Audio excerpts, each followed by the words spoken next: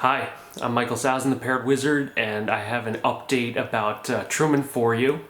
But before I get into that, I'd really like to say thank you to the whole community for the outpouring of support and kind words and helping us out by shopping our store and all of that great stuff. It's been huge help, very uplifting, especially when we were just so down. It was so hard dealing with that, especially with all the uncertainty. In the first days, before all the tests came in and before we knew what was going on, it was a lot harder. It was a lot scarier because of some of the things that vets were telling us it could be. But let me get into, I guess, more in depth about kind of what happened, what we know. Well, we still don't know a lot, but we know a little bit more. But before I get to that, you can check out hundreds of Truman's videos, Keely's, Rachel's, all of my Parrot Wizard videos with the Parrot Wizard video browser at parrotwizard.com/videos. It's the easiest way to find some of my older content, find all of Truman's videos and the like. Now, it kind of bugs me that Truman is most famous for getting hurt and getting in trouble. That's a big disappointment to me. He was always meant to be the star of the Truman Show. He's named after Jim Carrey's character in the movie The Truman Show, Truman. But, in the Truman Show, the guy's life is being followed on TV and on camera, and Truman's life has been in front of the camera his whole life. And being the fun, goofy doofus that he can be, unfortunately, a lot of that is, not such great stories. Things like his first accident and flying away, being lost, and this recent one. So hopefully he can go on entertaining people and being a great personality bird, and get some attention for those things as well. But you can watch some of that and see for yourself. Lots of Truman videos, parrotwizard.com/videos. Now back to what's been going on. So back to the very beginning.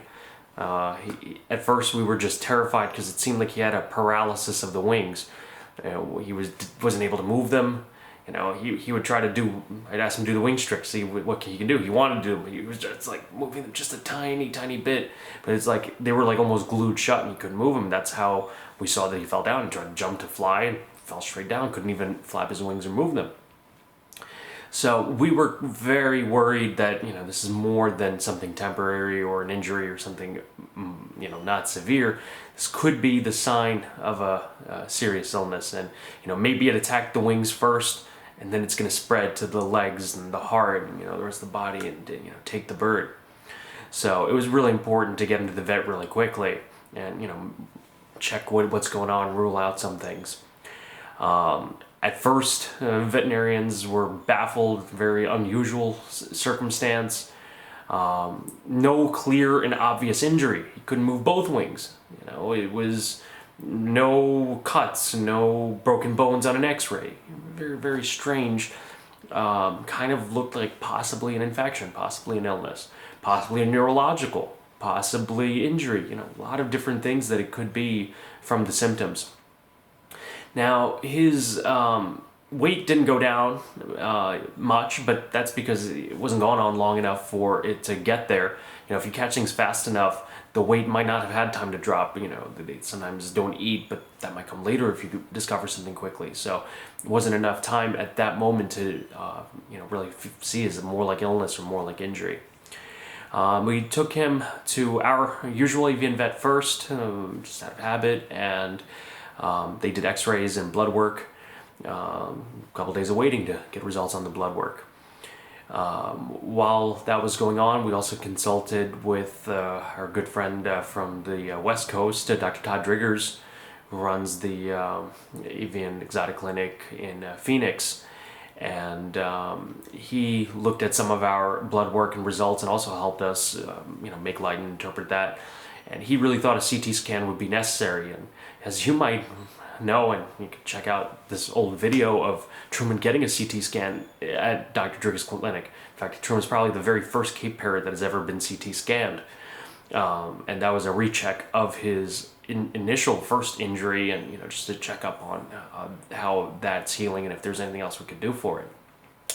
But Dr. Driggs suggested doing a CT, but we couldn't.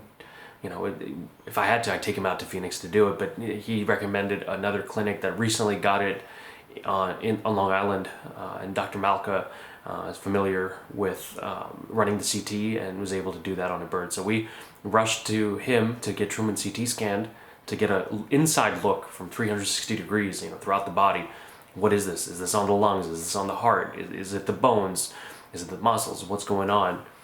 And after doing the CT, and the veterinarian, Dr. Malka, looks at it and says, well, this could be infection, this could be fungal, something like aspergillosis or mycobacteria, or it could be an injury.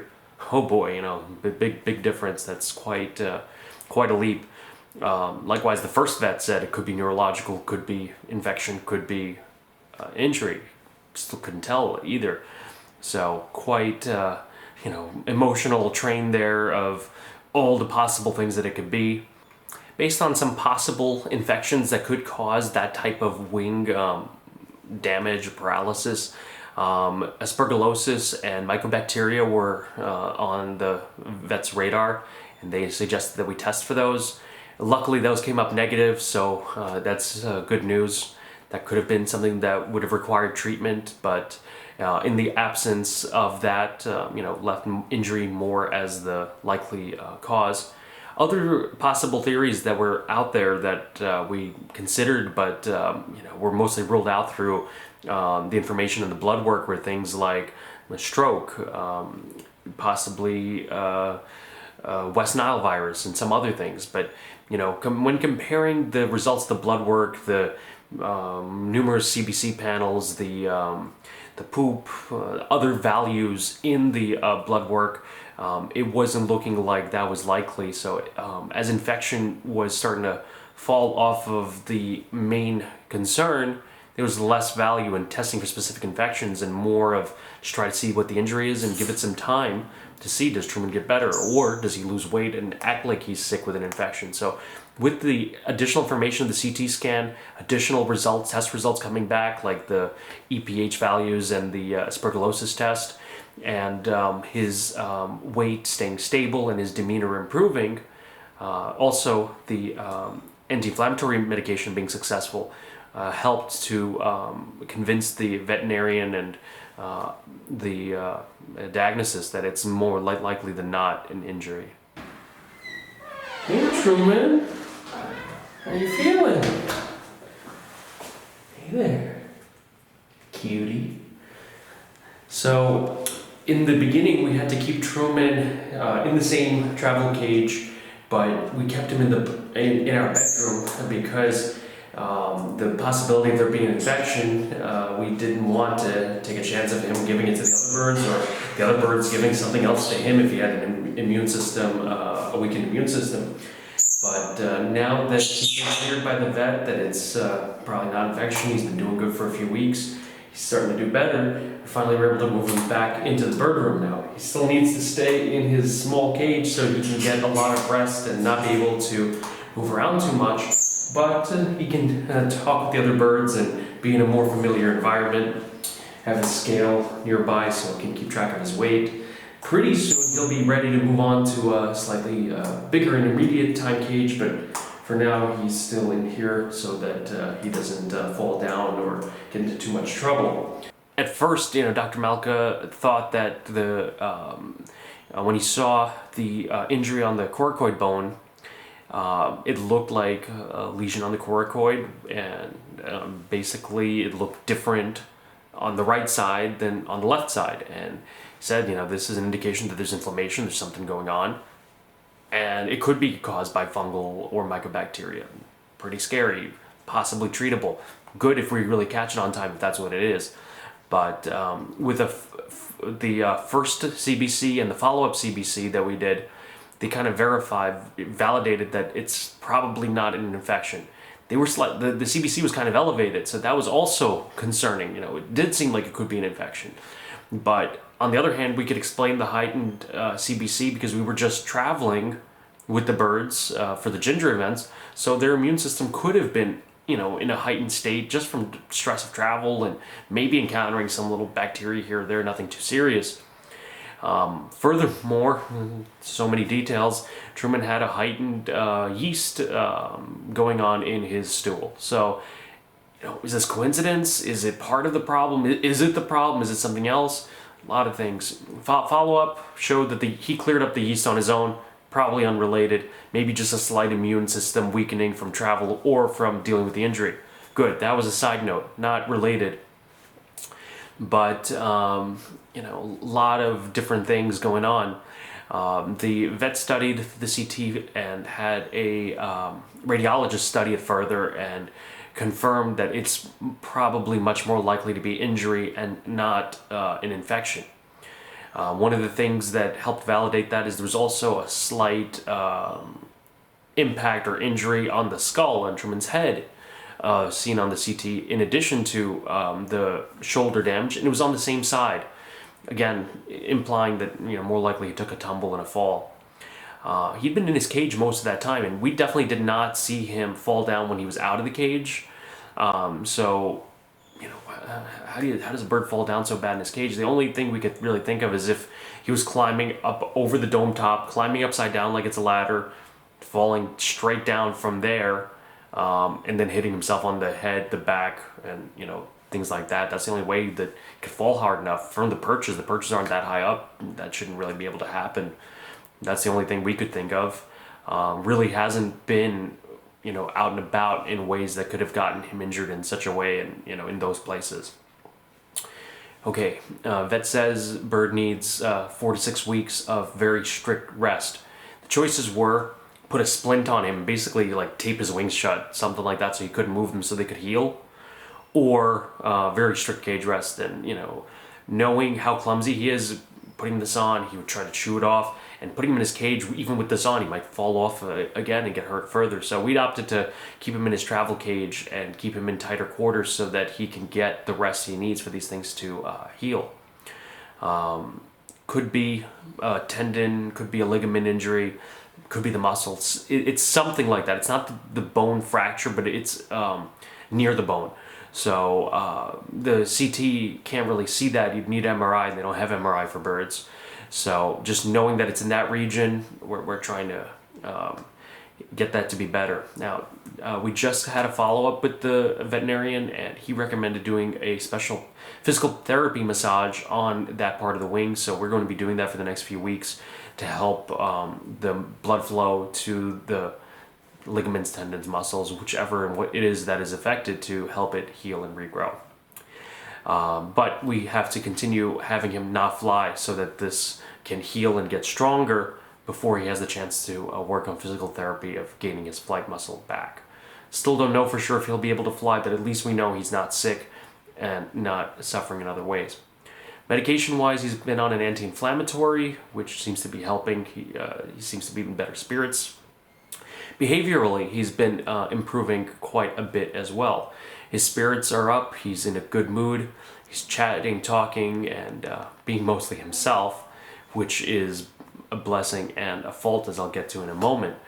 But in the beginning, we noted that he wasn't really able to stretch his wings properly. He couldn't do the wing trick, he couldn't pick up his wings together, and he couldn't do his morning stretches like he does normally with his wings. He couldn't open them. When he'd try to stretch, they'd just pathetically move a tiny little bit, and they just wouldn't move properly. That's why we're so afraid of paralysis or something more substantial developing. But with the anti-inflammatory and about a week of rest, he's been able to regain where he can move his wings now, just not with the power to fly, but he's able to move them. They're operating normally, which is a huge, huge relief. But as I said, his spirits being lifted and being in much better shape now, blessing and a curse, because he's been monkeying off like crazy. He's having so much energy. He's used to a big cage. He's used to jumping around and being let out to fly and do all these things to let his energy off. Now he's in a small cage with all of his capeness and monkeyness all in one. So we tried to keep him as safe as possible. Again, not knowing what if it was caused by, some kind of metal poisoning or bad toxic paint or all these other possible variables. We analyzed at first. So we tried to mitigate everything possible, keep him on a very simple diet, keep him on very simple toys so that it's as simple and, avoid other problems. So we just had a natural wood toy, just some wood pieces. He likes to chew on them. Thought it's as uncolored, as safe, as simple as possible. Well, it takes a special bird like Truman to defy that. When people see my birds playing with toys, they always like to ask me. They see them chewing wood, they're like, "Oh, can't they get splinters on their tongue?" I say, "No, never happens." And lo and behold, Truman just has to do that. So, right in front of Mariana, she was watching him. He chips off a piece of wood off the toy, and he turns it vertical in his beak. It's standing up between his top beak and on top of his tongue, and it kind of got stuck there vertically, and he doesn't know what to do. And he squeezes down his top beak, and that piece of wood pinched him right in the tongue, and he kind of pierced, it cut his tongue a bit on the top. And then worse yet, it looked like he might have swallowed it because Mariana didn't see it come back out, and there's a bunch of blood. So she was terrified and calling me over, and we're really worried that at that point that he swallowed it. The tongue is one thing, but we thought at first that the blood was coming from the crop and not from the tongue, but a little more analysis, holding him down, getting a picture to see what's going on in there, realized that he bit his tongue. Didn't know if he swallowed the wood or not. That was another thing the veterinarian had to check him for at the follow-up. Feeling around his crop, didn't feel anything. He said that if he swallowed it, being wood, it would eventually break down in the ventriculus.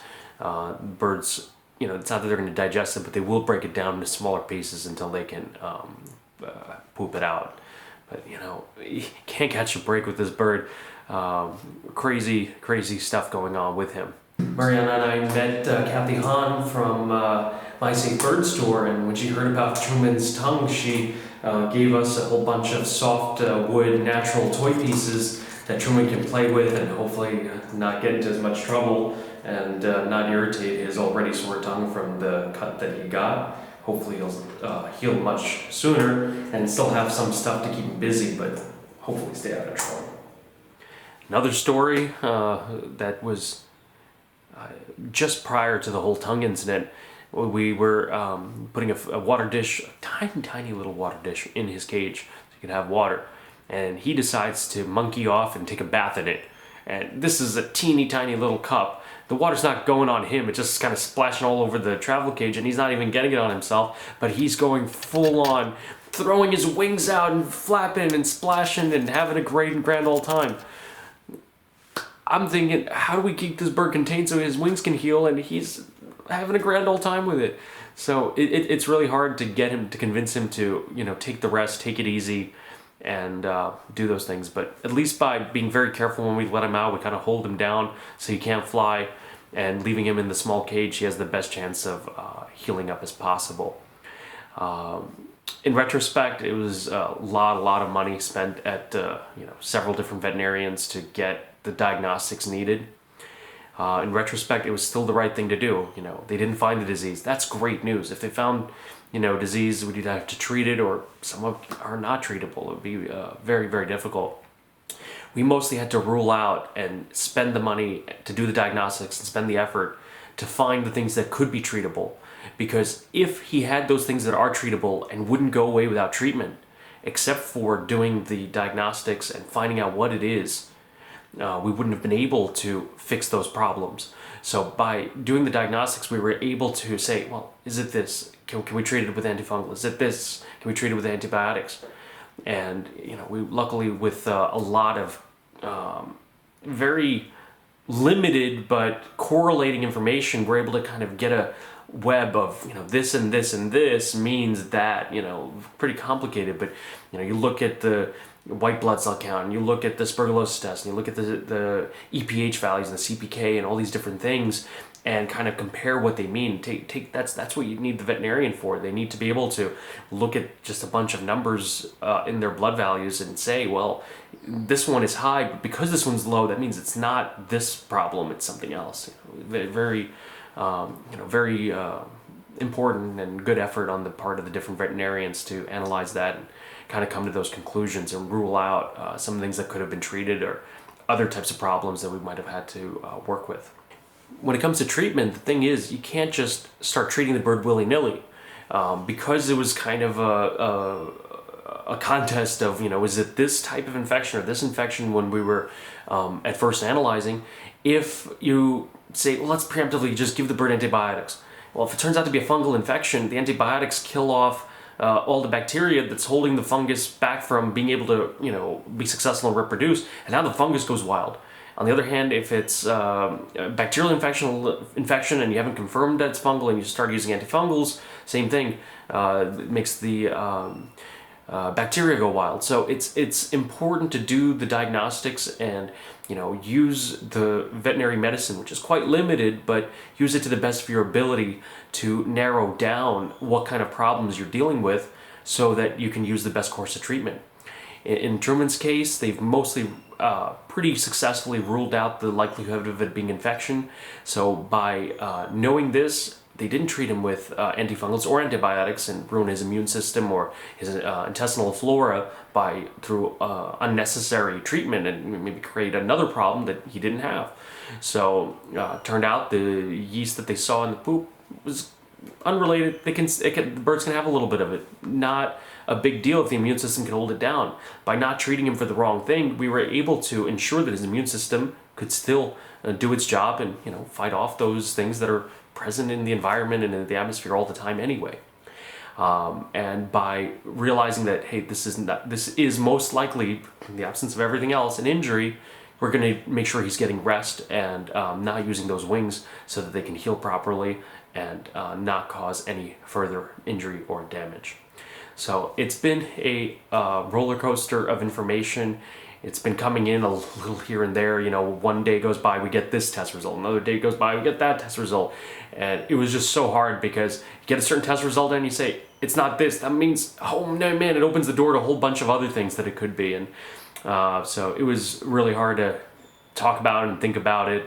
But the outpouring of support from my fans and community has been really uplifting to know that people care about Truman getting better and how many people it's reached and how many people were worried for him. So thank you very, very much.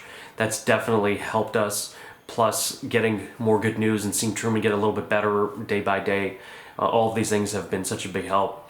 We're still in it for the long haul. He still has he still has a month or more of recovery time and then physical therapy to get back on his wings.